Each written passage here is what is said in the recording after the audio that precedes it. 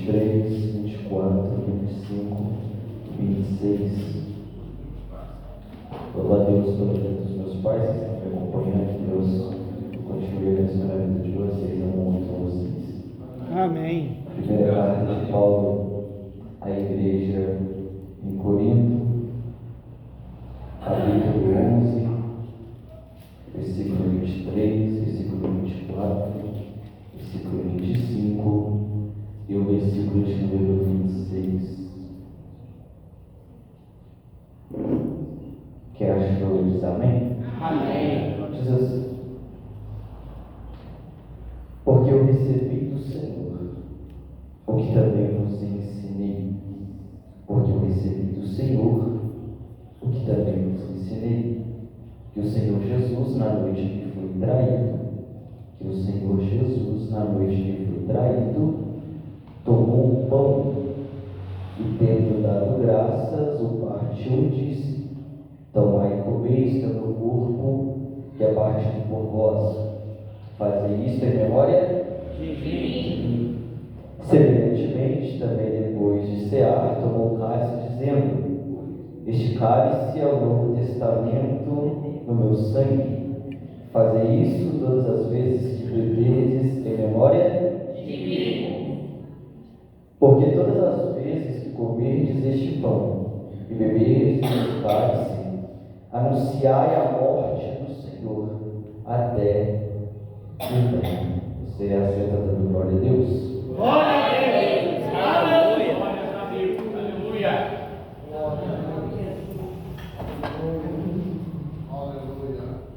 Amados, Paulo, uma vez transformado, uma vez que ele tem um encontro com Cristo no caminho, na estrada da graça, rumo a Damasco, a vida deste homem é transformada e de uma forma tão extraordinária, a ponto de ele agora passar a ser perseguido em virtude daquilo que ele estava anunciando.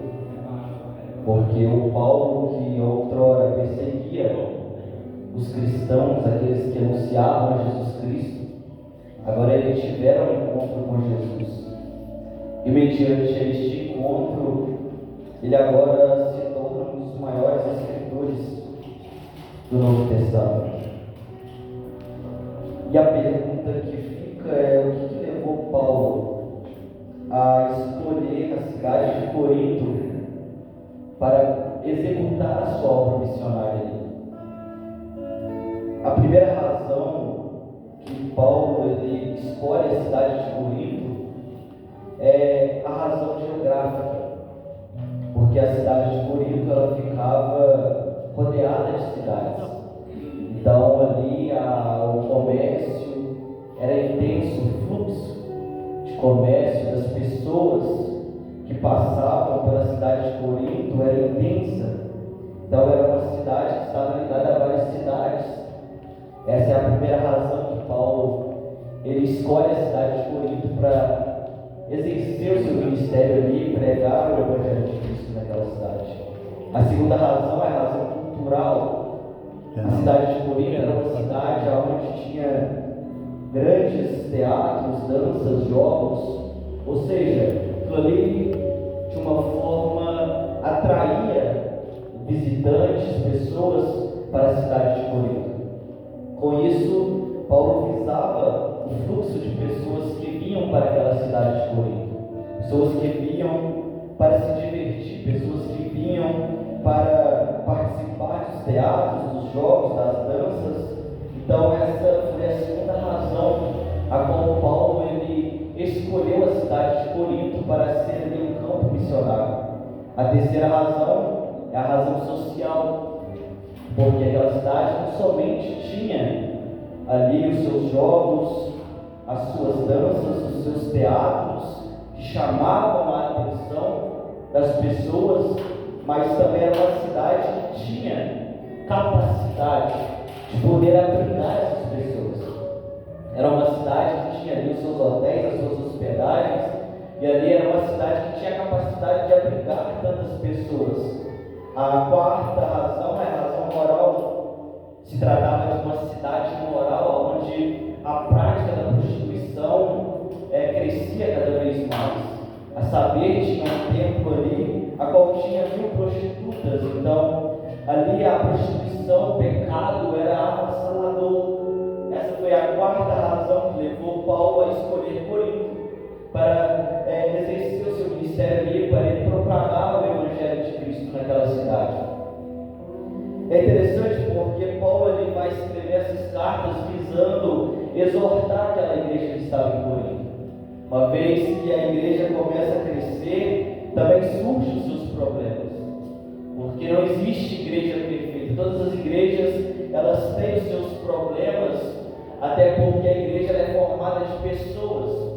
E se a igreja tem problema, é porque eu e você fazemos parte dela. Então Paulo ele começa a pregar, começa a exortar a igreja que estava ali em Corinto. A saber, havia ali divisões, havia ali uma festa a qual a igreja ela praticava, que se chamava a festa do amor. Essa festa fazia com que os pobres tivessem acesso ao alimento. Uma vez que o pobre que não tinha condição de ter uma boa refeição, no culto do amor, na festa do amor, ali os ricos traziam as suas refeições e o objetivo era os pobres, eles vão ter a oportunidade de se alimentar bem. Só que tudo isso começa a mudar em detrimento dos ricos começarem a desprezar os pobres. A festa ágape, a festa do amor, cujo objetivo era fazer com que os pobres fossem acolhidos naquela festa, estava sendo distorcida. Quero que você entenda que eles estavam invertendo o seu propósito. Aquelas pessoas ricas que tinham boas condições sociais estavam desprezando as pessoas que eram de baixa classe social. E visando essa distorção da festa do amor, Paulo ele vai escrever o capítulo de número 11. É interessante, irmãos, porque essa festa ela sucedia à ceia.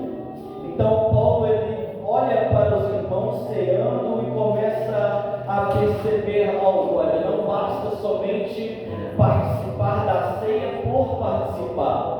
O foco não é apenas chegar aqui, encher a sua barriga, se fartar, enquanto tem alguém que está morrendo, enquanto tem alguém que está aqui dentro e está padecendo.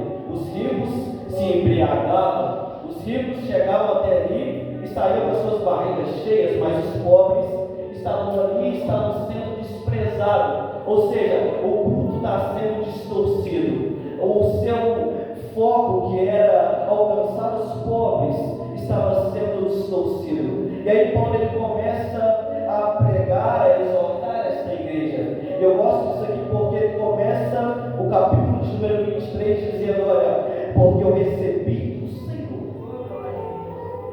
Porque eu recebi do Senhor o que também vos entreguei. Interessante porque a exortação de Paulo é: o que eu estou falando com vocês não partiu do meu coração. Aquilo que eu vou ensinar para vocês não saiu do coração do homem, mas aquilo que eu vou ensinar vocês, aquilo que eu estou tratando com vocês, aquilo que eu estou ensinando vocês, eu estou recebendo do Senhor. Aleluia, Deus! Aleluia, papai. Gente, eu gosto disso aqui porque Deus, tu és santo. Paulo ele vai voltar no momento em que Cristo ele está celebrando a última ceia. E eu gosto da palavra de Paulo porque ele diz: olha, o Senhor Jesus, na noite que ele foi traído, gente, Jesus ele foi traído por alguém que caminhava com ele. Jesus ele foi traído por alguém que caminhava e recebia os ensinamentos dele.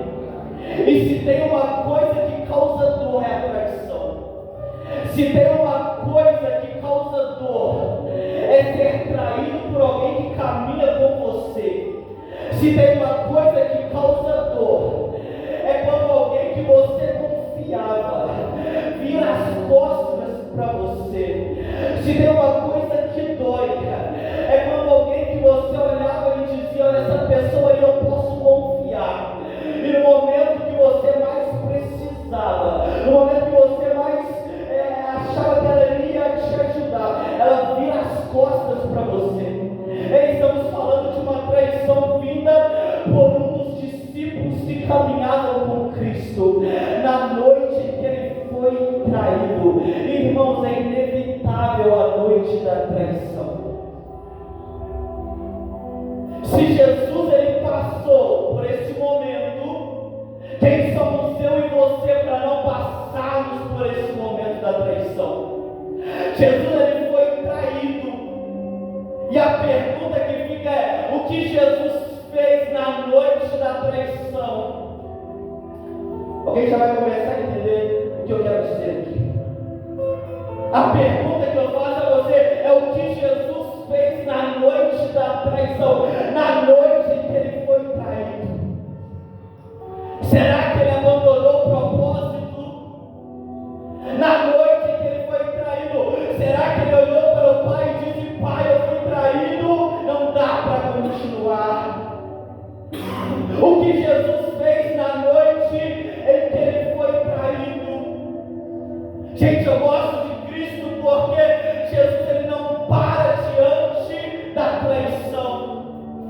Se tratava de alguém que andava com ele, mas quando ele foi traído, ele não parou o seu propósito. É isso que eu acho extraordinário em Jesus, porque se fosse eu e você no lugar de Cristo, o que nós teríamos feito? Eu gosto de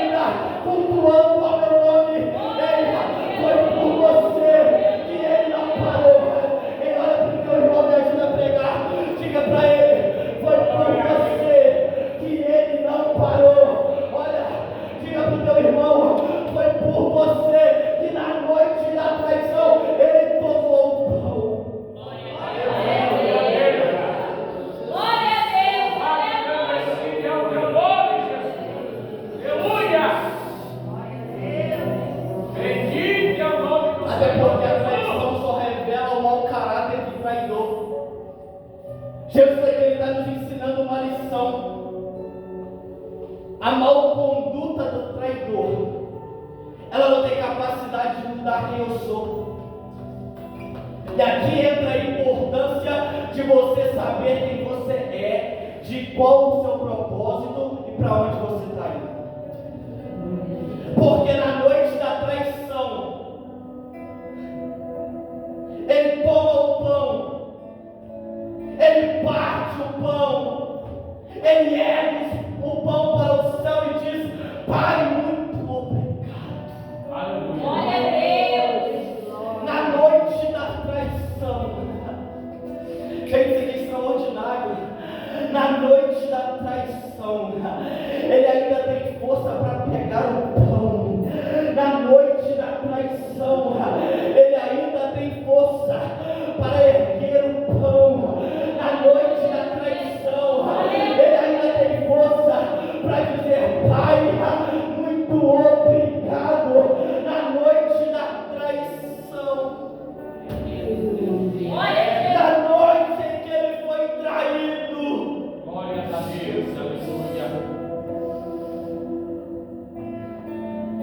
Não é fácil não ser traído. Só quem já foi traído sabe da dor que é. Só quem já foi traído sabe da dor que é. Mas Jesus, ele não para. Ele ergue o pão da graça. Semelhantemente, ele vai pegar o cálice e vai dizer: olha, esse cálice simboliza o meu sangue, a nova aliança, o novo pacto.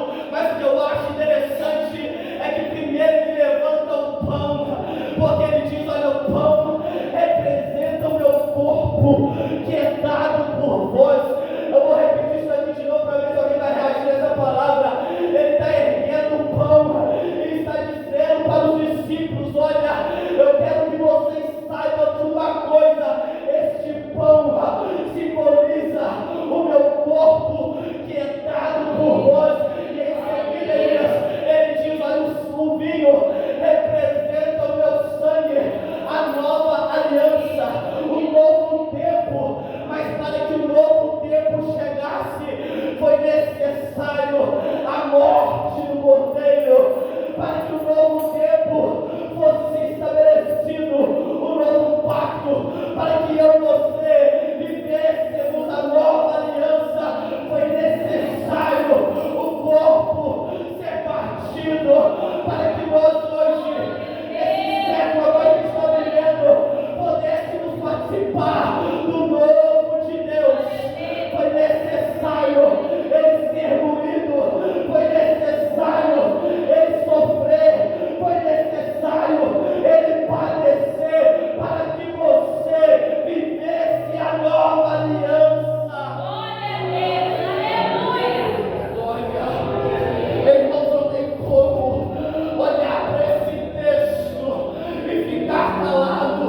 Não tem como a gente olhar para esse texto e não sentir nada. Não tem como a gente olhar para esse texto e entender que ele foi imolado, que ele sofreu naquela cruz, para que hoje você pudesse estar aqui nessa noite. Eita, você só está de pé porque lá atrás ele pagou um alto preço por você. Eita, você só faz parte da nova aliança porque lá atrás ele foi entregue, bateram nele, chicotearam ele foi ferido. Glória a Jesus, aleluia. Aí a Bíblia diz: olha, Nome do Senhor Jesus. o pão Glória, glória, glória. representa o meu corpo, que é partido por vós, que é entregue por vós. Esse cálice simboliza o novo pacto do meu sangue. E olha só o que ele diz: fazer isso todas as vezes que vocês comerem, vocês beberem, beleza? Vocês vão fazer em memória de mim. Aleluia. O que Cristo está dizendo é: eu não quero que vocês lembrem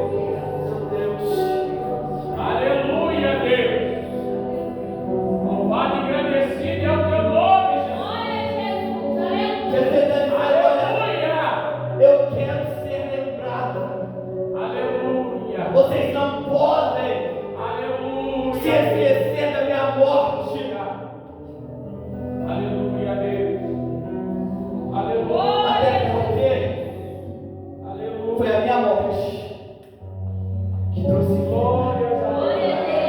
Foi a minha morte que resgatou vocês do pecado. Foi a minha morte. Vocês estavam sentenciados. Vocês não mereciam. Mas eu morri foi por vocês. Eu morri foi por vocês. Eu dei a minha vida foi por vocês. Aí Paulo está dizendo, olha, porque muitas vezes que vocês comerem esse pão e beber desse cálice, vocês estão anunciando a morte de Cristo.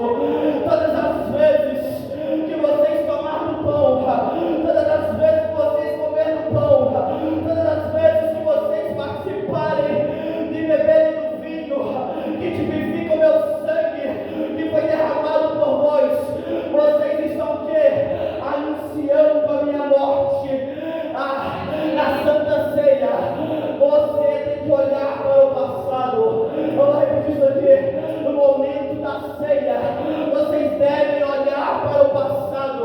No momento da ceia, vocês têm que olhar para o Calvário. Eita, até porque se a igreja está de pé, é porque Jesus ele entregou a sua vida no Calvário. Se a igreja ainda está viva, foi porque Jesus entregou a sua vida ali no Calvário. Olha, Jesus está dizendo, olha, não se esqueça do Calvário.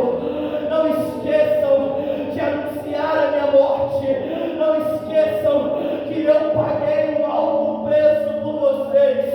Olha, quando a gente vai para Isaías, capítulo de número 53, diz assim: quem deu crédito à nossa pregação, e a quem se manifestou o braço do Senhor, porque foi subido como um renovo perante ele, como raiz de uma terra seca, não tinha parecer, nem formosura, olhando nós para ele, nenhuma beleza víamos para que nós o desejássemos, era desprezado, e o mais indigno entre os homens de dores, experimentado nos trabalhos, e como um de quem os homens escondiam o rosto, era desprezado, e não fizemos dele caso nenhum.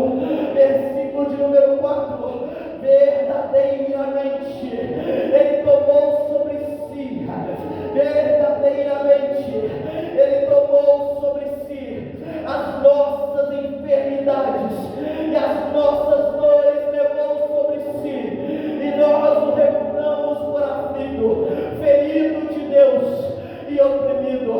Mas ele foi ferido pelas nossas transgressões, foi moído pelas nossas iniquidades.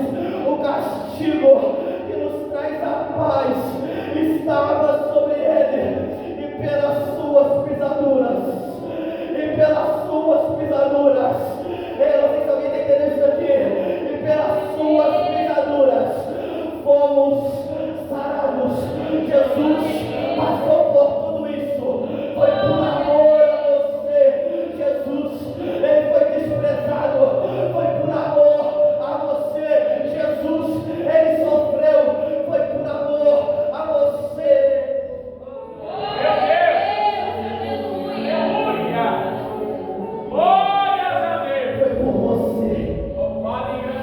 Foi por você. Não podemos tirar dos nossos altares a mensagem da cruz. Não podemos parar de pregar o Cristo crucificado. Não podemos parar de pregar a morte de Cristo. Não podemos parar de falar que ele foi ferido, que ele foi feito malfeitor por amor de nós. Todos nós, versículo de número 6, andávamos desgarrados como ovelhas, como que cada um se desviava pelo seu caminho, mas o Senhor fez cair sobre ele a iniquidade de todos nós. Ele foi oprimido, mas não abriu a boca como um cordeiro. Ele foi levado ao matadouro como ovelha muda perante os seus tosqueadores. Ele não abriu a boca. Ei, meu irmão, Jesus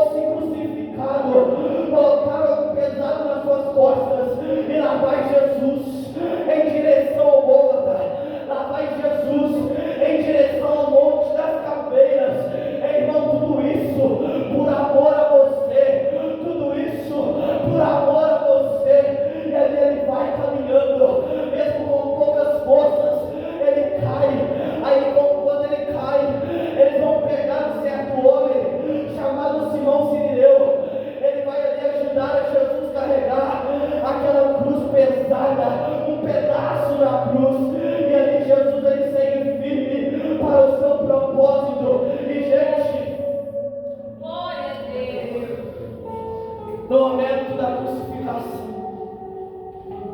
eles vão pegar Jesus, vão pendurá-lo na cruz. Ali eles vão pegar os pregos, e ali eles vão perfurar suas mãos, ali eles vão cravar os seus pés. Alguém está olhando e está dizendo: não era esse o Messias? Alguém está olhando e está dizendo: não era esse que iria redimir o seu povo? Alguém está olhando e está dizendo: não era esse que iria resgatar o meu povo? Alguém está olhando e está dizendo: olha, não era esse. E ali eles penduraram Cristo no meio de dois malfeitores. Jesus não merecia aquilo, era nós que devíamos estar ali, era você que devia estar ali, mas por amor a você, ele foi crucificado, por amor a você, ele sofreu zombaria, por amor a você, levantaram ele. Alguém olhava e dizia, alguém olhava e zombava e dizia: não é esse que vai redimir o seu povo, não é esse que vai salvar o seu povo, não é esse que vai libertar o seu povo. E está lá, Jesus foi crucificado.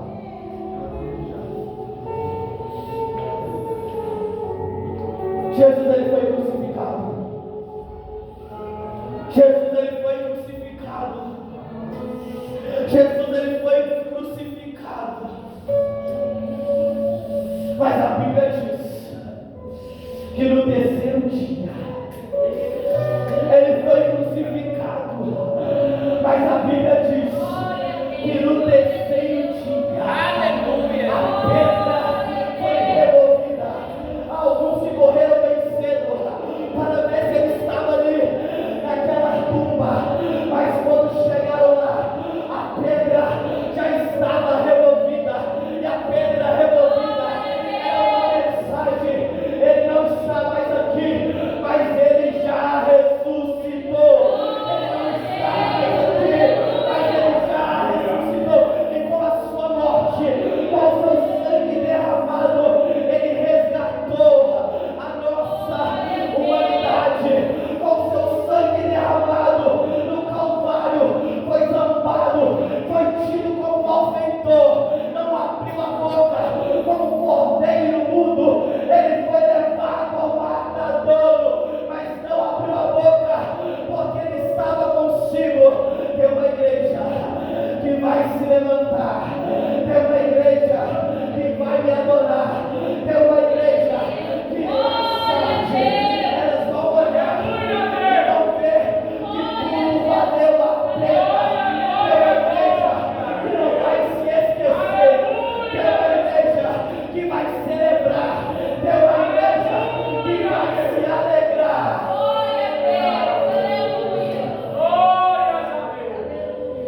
Porque quando ele morre, o véu se rasga. Quando Cristo morre, aquilo que nos separava de Deus está levado. Não sei se alguém tem essa aqui. Quando Cristo ele morre, o véu se rasga de alto a baixo. E aquilo ali é uma mensagem: olha, o caminho está aberto. Vocês não mereciam entrar na presença, mas agora, com a minha morte, vocês estão com o caminho aberto. Com a minha morte, agora vocês podem acessar ao Pai. Com a minha morte, aquilo que separava vocês não separa mais.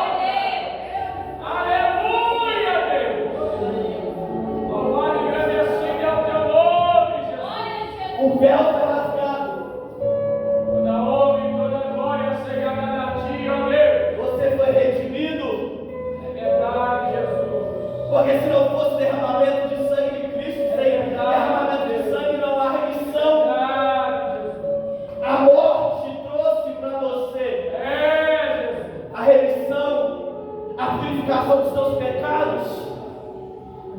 E aqui é o caminho para encerrar, porque as horas já se passaram. A Bíblia diz para a gente que a orientação de Paulo é: vocês têm que olhar para o Calvário. No momento da ceia, não somente no momento da ceia, mas a todo momento vocês têm que olhar para o Calvário. O que Paulo está dizendo para aquela igreja é: vocês estão perdendo o foco. Vocês precisam olhar para o Calvário. Vocês precisam entender o momento crucial da Santa Ceia. É o momento da gente relembrar o sacrifício da morte de Cristo na cruz. É verdade. E logo em seguida ele diz: todas as vezes que vocês tomarem do pão, beber do sangue, beber do vinho, se tipifica ali o sangue de Cristo, representa o sangue de Cristo, vocês estão anunciando a morte até que ele venha. Aleluia. Na ceia vocês não vão olhar apenas para o passado, vocês não vão olhar apenas para a minha morte, mas vocês vão olhar para o futuro. Aleluia. Vocês vão olhar para o futuro, porque muito em breve, eu não sei quem pegou isso aqui, muito em breve vai sair uma notícia, muito em breve a trombeta vai tocar, muito em breve Jesus ele vai voltar. Uma certa feita os discípulos estavam preocupados, porque Jesus ele iria subir para o Pai, mas Jesus está dizendo para os discípulos: olha, não precisam ficar preocupados, porque eu vou para o meu Pai, mas eu vou para preparar lugar para vocês. Eu vou repetir: eu estou indo para o meu Pai, mas eu estou indo para preparar lugar para vocês, porque muitos dias depois eu vou voltar, eu vou voltar, eu vou voltar, eu vou voltar para nos levar para junto do meu Pai. Eu vou voltar para levar vocês para perto de mim. Sabe por quê? Porque o maior desejo de Cristo é que eu e você estejamos aonde Ele está. E o céu é um lugar aonde Cristo, muito em breve, vai voltar para nos levar. Olha para o Calvário, olha para o Calvário, olha para o Calvário.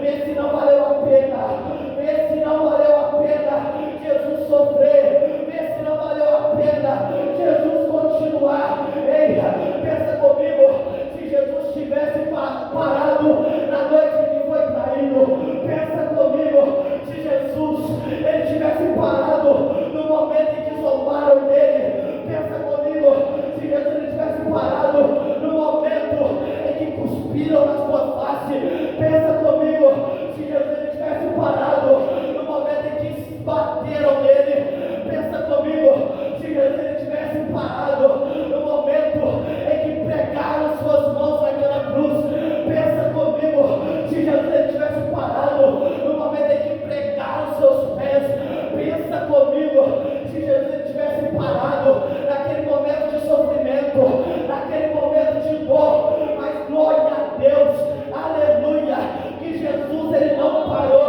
e a promessa está de pé. Ele morreu, ressuscitou e vai voltar para nos levar para perto dele. Aleluia. Aleluia. Glórias a Deus. Bendito é o nome do Senhor Jesus. Coloca no seu coração. Graças a Senhor Deus. Deus e Pai, Meu Deus. muito obrigado, Senhor. Obrigado, Deus. Muito obrigado, Senhor. Tu és maravilhoso, Deus. Muito obrigado, Jesus, Nós te damos graças. por ter sofrido e padecido por nós. Obrigado, Deus, por tua Pai, nós não palavra. merecemos isso. Obrigado, Deus. Pai, nós não merecemos. Deus salvou o nosso lugar. Mas o Senhor pagou o alto preço pelo preço. Pai, que nós não devemos nunca, Pai, esquecer do momento da tua morte. Sim, meu Deus. Que nós não devemos nunca se esquecer também, ó Pai, que o Senhor ressuscitou, que o Senhor muito em breve vai voltar, porque há uma promessa: anuncia a morte do Senhor até que Ele venha. E nós acreditamos, ó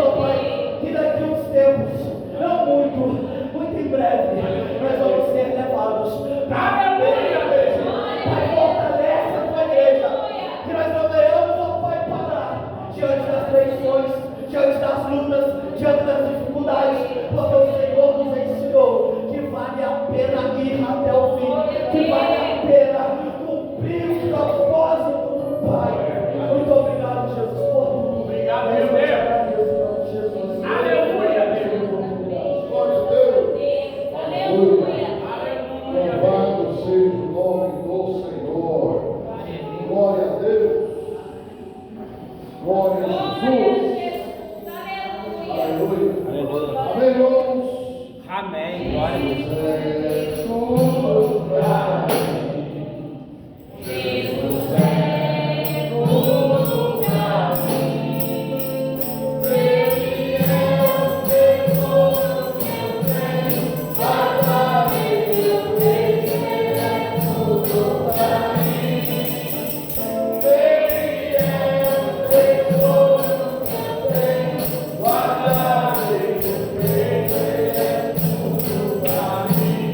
Amém, irmãos? Terminando o nosso culto amanhã, culto do Pontilhão, com a participação especial da congregação de Nova Suíça. Está terminando a festividade hoje na congregação e amanhã estará no Pontilhão. Terça-feira, oração de estudo, quarta-feira, nosso culto público, quinta-feira, estudo dos jovens e adolescentes, sexta-feira, reunião com os membros. Sábado, 14 horas, ensaio geral com as crianças. Sábado, 14 horas, ensaio geral com as crianças. E no próximo sábado, da outra semana, será o culto. Domingo, 8h30, nosso escola dominical, primeira lição do terceiro trimestre. Glória a Deus. E à tarde, nós vamos fazer mais um culto ao ar livre, domingo à tarde, 14h30. Eu comecei a princípio aqui com a irmã Irene, para nós fazermos na frente da casa dela, porém, ela ainda vai comunicar ao seu filho, que é responsável pela casa. Se houver algum impedimento, não será lá na frente da casa que eu moro, mas a princípio é lá na frente da casa da irmã Irene. Glória a Deus, e a noite, culto por Santa Ceia do Senhor. Nós vamos lembrar da pregação de hoje, do que Jesus fez por nós. Amém? Então, o domingo é Santa Ceia do Senhor. Vamos colocar em pé, irmãos? Aleluia! Aleluia. Glória a Deus! Glórias a Se Deus. houver algum enfermo, pode vir, ou você está no problema e quer que Deus venha resolvê-lo, pode vir também. Conta a Jesus, ele é o Senhor.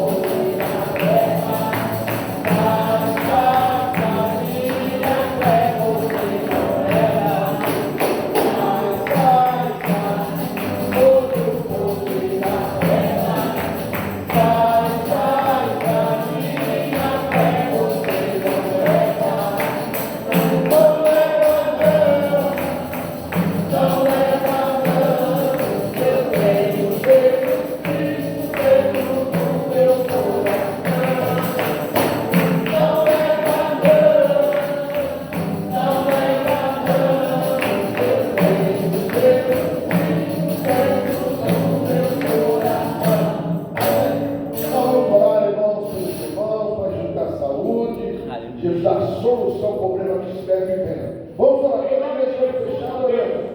Senhor, meu Deus, meu Pai, chegamos à tua presença, Pai, para pedir-te, Senhor, a tua bênção, por favor, dos teus filhos. Abençoa a tua filha, Ana Paula, Senhor, venha dar vitória, tua filha, completa, toma do seu lado, ajudando e salvando seu esposo. Abençoa, Senhor, o Juraci, a irmãzinha da saúde e vitória. Abençoa, Senhor Deus, o irmão Gilmar, e também, Senhor, a irmã Rosana, vai dar vitória, Senhor. Venha ajudar, Deus.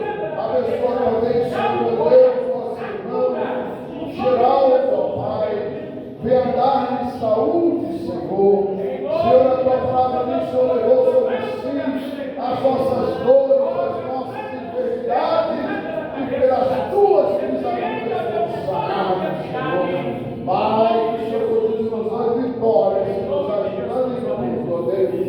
Em nome de Jesus, em nome de Jesus. Em nome de Jesus, meu Deus, coloca a tua mão sobre a vida do teu filho agora. Repreende, meu Deus, toda a enfermidade.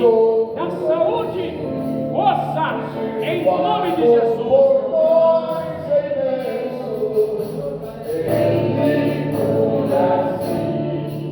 Irmão, está sendo pedido aqui para nós, sexta-feira, em vez de ser a reunião, ser o trabalho das mães do ciclo de oração, que é toda sexta-feira, e a nossa reunião seria na próxima terça da outra semana, para a prestação de relatório, tá bom? Porque as irmãs estão ensaiando para a nossa festividade.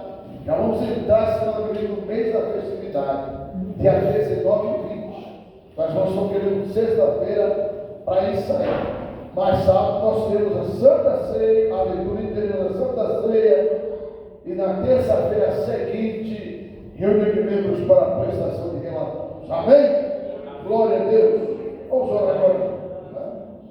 Pastor, será que as crianças poderiam ser na sexta também? Pode. Porque no sábado não vai dar para trazer. Isso, nós só de falar aqui com a nossa irmã Bianca, tá bom? Pode sim, tá? Igual fez na festividade. Tá bom. A gente só vai falar com a irmã Bianca, pode ser sim também, tá? Glória a Deus, Senhor e Deus, anda em paz para as nossas casas, nos dá uma noite de paz, ó Deus, abençoa-nos, onde Ele vem para todos sempre, em nome de Jesus, amém. Antes da bênção apostólica, queremos agradecer ao nosso Zé Maria, a Zé Maria, sua esposa, o jovem pregador, glória a Deus, todos quantos estiveram aqui conosco. E a graça do Senhor Jesus Cristo, o amor de nosso Pai, a comunhão e consolação do Espírito Santo, seja conosco, hoje para sempre. Amém. Deus abençoe a todos em nome de Jesus.